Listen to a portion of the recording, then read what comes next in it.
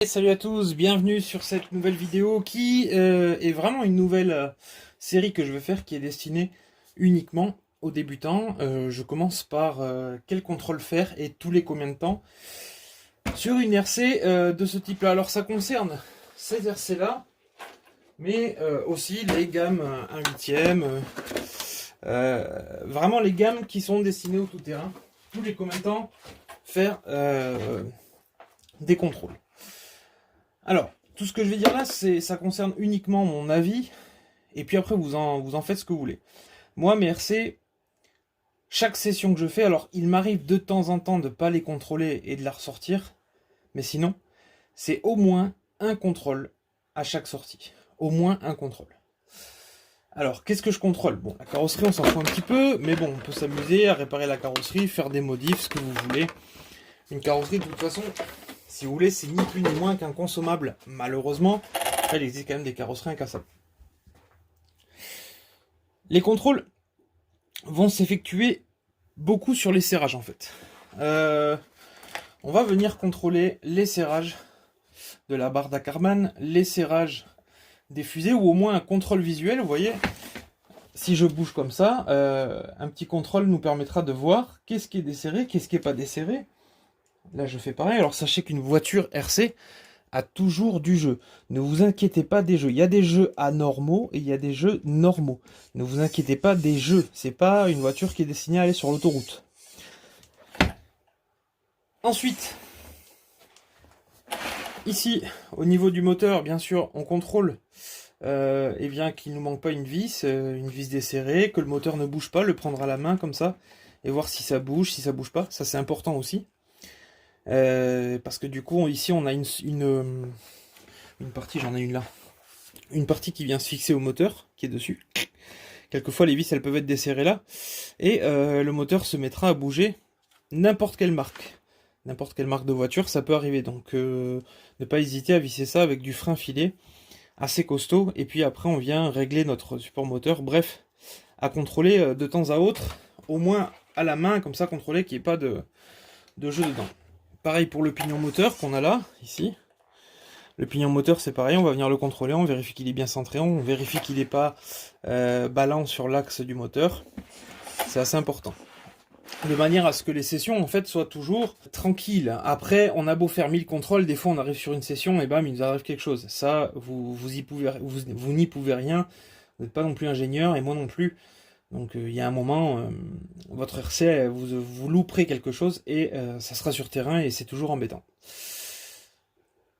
Chaque sortie, bien sûr, ou chaque rentrée, parce que comme vous voulez, quand vous la lavez, vous faites un petit contrôle des roues, toujours. Alors ça se dessert pas forcément souvent les roues.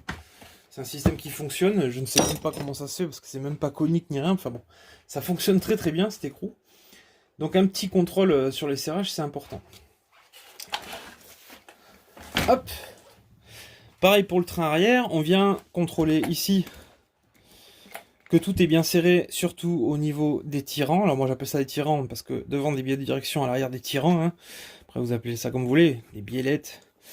Bien contrôler qu'ici il soit bien serré, de manière à ce que les roues ne prennent pas un jeu de ouf chaud dangereux. Parce qu'en fait si vous êtes trop comme ça, et que ça c'est un petit peu desserré, vous pouvez venir casser une vis, casser la biellette de direction, le tirant.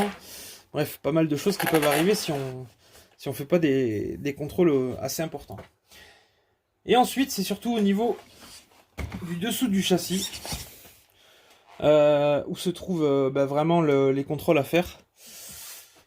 Et ça, faut les faire assez fréquemment. Surtout sur les parties où elles sont vissées dans l'aluminium. Ici, sur mon engin, là, on a une partie en aluminium. Vous voyez, je viens d'y donner un quart de tour. Alors si, vraiment... Non, elle est largement assez serrée. Tournevis qui s'est desserré. Si vraiment c'est une vis qui a tendance à trop se desserrer, il va falloir mettre du frein filé. Donc là c'est bon, j'ai resserré, vous avez vu, ça n'a pas bougé. Ici on a des pylônes de direction vissés là, et ça c'est un contrôle qu'on doit faire aussi. Parce que quand c'est desserré, eh bien votre direction prend du jus. Et ça a tendance à se desserrer assez souvent. Clairement. Moi j'ai des renforts en alu, donc là c'est pareil. Toujours bien contrôler que c'est bien serré. Que le renfort soit bien serré. Voilà, vous voyez là, tac. Ça manquait d'un coup de serrage. Et là aussi. Voilà, c'est normal que ça se desserre, les vibrations, tout ça, c'est vraiment normal. Ensuite, vous avez à contrôler eh bien, les amortisseurs. Les amortisseurs, en fait, quelquefois, peuvent avoir un souci et perdre leur huile. Alors ça peut être un petit joint qui a pété ici à cause d'une surpression, ça peut être un capot ici qui est desserré, ça peut être ici le capuchon qui est desserré, ça peut être beaucoup de choses. Mais en règle générale, l'amortisseur c'est fiable. Même une tige tordue tiendra quand même et ne fuira pas forcément. Donc un petit contrôle. Pour faire le contrôle, c'est pas comme ça, on n'a pas besoin de faire ça. Le contrôle, c'est comme ça. Il faut qu'en fait, quand votre roue revienne, eh bien, faut pas que ça soit d'un coup, si vous voulez. Ce qui voudrait dire, que j'ai un petit manque d'huile ici, il me semble. J'ai un manquement. Non. Il me semblait. Quand il vous manque de l'huile, en fait, la roue, elle va faire tac, elle va revenir d'un coup. Et c'est signe qu'en fait, il manque un peu d'huile dans l'amortisseur. Donc ça, il y aura d'autres tutos sur cette playlist-là, pour vous montrer comment je fais les amortisseurs. Et il faudra refaire le niveau de l'amortisseur, bien évidemment. Ensuite, on a des fils à droite à gauche. On vérifie que eh bien, le bouton pour les varios, bon, la quasi-intégralité des varios, c'est comme ça maintenant. Excusez-moi. On vérifie que le bouton est bien fixé, toujours, avant une session. Moi, j'ai des condensateurs aussi, c'est pareil. Donc, c'est vrai que je viens régulièrement changer ce résident-là. Au préalable, j'ai mis une grille, eh bien, je vérifie que mon ventilateur tourne. Ça aussi, c'est important. Avant de démarrer une session, on vérifie que le ventilateur tourne pour éviter de faire chauffer le variateur. Dans ce cas-là, si le ventilo ne tourne pas, on évite de rouler, ça serait bien. Après, si vous voulez, il y a une coupure thermique quand même sur le vario, mais c'est jamais très bon. Ça, c'est clair et net. Voilà pour les contrôles traditionnels de l'engin. À partir du moment où vous faites ça plutôt bien, en règle générale, vous allez partir en session et puis au moins vous ne serez pas surpris par une vis qui se dessert. Donc globalement, les roues, la direction, c'est important, le dessous du châssis, vous vérifiez les fils et si vous faites un petit contrôle sur l'amortisseur, pareil au niveau des serrages, au niveau des têtes d'amortisseur, au niveau de la vis qui les maintiennent, c'est pas mal aussi. Pas trop serrer l'écrou de 5 qui est là, parce que vous allez les foirer ou vous allez abîmer l'écrou, donc ça ne sert pas forcément énormément, mais ça se serre quand même un petit peu. En tout cas, tout ce qui est monté sur des parties alu, donc en général le support moteur, bon moi les renforts aluminium du châssis que j'ai à l'avant à l'arrière, mais tout ce qui est monté dans du métal, faut faire du contrôle, vraiment assez régulier pour éviter que, eh bien, que de perdre une vis et puis finalement de casser plus que ce qui allait casser. Un truc que vous pouvez faire un petit peu moins régulièrement, c'est au niveau des cosses ici. Au niveau des cosses, et vous pouvez le faire sur votre batterie aussi, vérifiez qu'elle ne soit pas complètement serrée et complètement noire aussi. Ça se nettoie. Un bon contact fait que il y a toujours une bonne connectivité et moins de problèmes, bien évidemment. Pareil pour les cosses qui sont là. Alors, ils sont pas tous comme ça, mais pour le Max 8 ou le Torox 185 de chez Coralie, là, c'est des grosses cosses qui sont là. On va passer... Là, j'ai une vis qui est dévissée, tu vois. C'est pour ça que j'ai une petite... Il faut que je fasse cette vidéo, parce que là, j'ai une vis qui est desserrée, là. Pour les contrôles un peu moins fréquents, je dirais... je dirais tous les 20... au moins tous les 20 batteries, ce qu'on dit les 20 packs aussi. Tous les 20 batteries, on va aller faire un petit contrôle du côté des différentiels. Donc on a des capots, des trappes rapides. Donc on vient uniquement par la trappe rapide sortir le différentiel qui est là. Tac. Et on vient contrôler si j'ai toujours un petit peu de graisse, nettoyer, parce que souvent il y a du sable qui se met dedans. Et puis remonter. Pas un démontage complet parce que... Là, on fait qu'un contrôle. On vient contrôler les roulements qu'on a sur les deux côtés, là et là. Et vérifier qu'il n'y ait pas trop de jeu. Alors, encore une fois, dans ces roulements-là, dans toutes les voitures, il y a toujours un peu de jeu. Il ne faut pas s'en inquiéter. C'est quand le jeu débat de 1 cm sur le roulement, là, il y a problème. Mais sinon, avant ça, vous ne risquez pas grand-chose.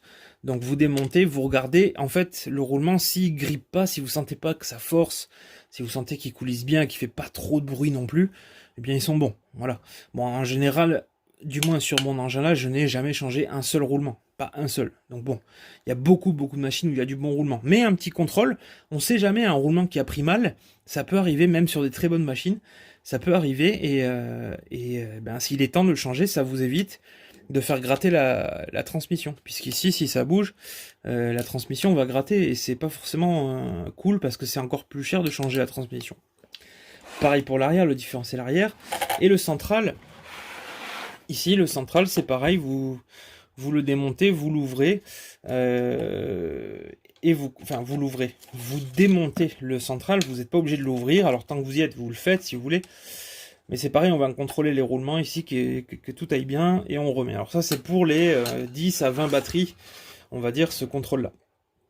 Un autre contrôle entre les 10 et 20 batteries, à l'intérieur de la boîte ici, vérifiez qu'on n'a pas de l'humidité. C'est-à-dire que ici, dans les boîtes de réception, là-dedans, il se trouve un récepteur pour la radiocommande, et ce qui les crame en fait, ça va être l'humidité et la flotte qui va aller dedans. Alors beaucoup sont waterproof, mais ça veut pas dire qu'ils sont étanches. Waterproof, voilà, ils ont mis du silicone pour protéger, mais très sincèrement, tu le mets dans l'eau 5 minutes, tu laisses allumer, tu vas voir s'il est waterproof.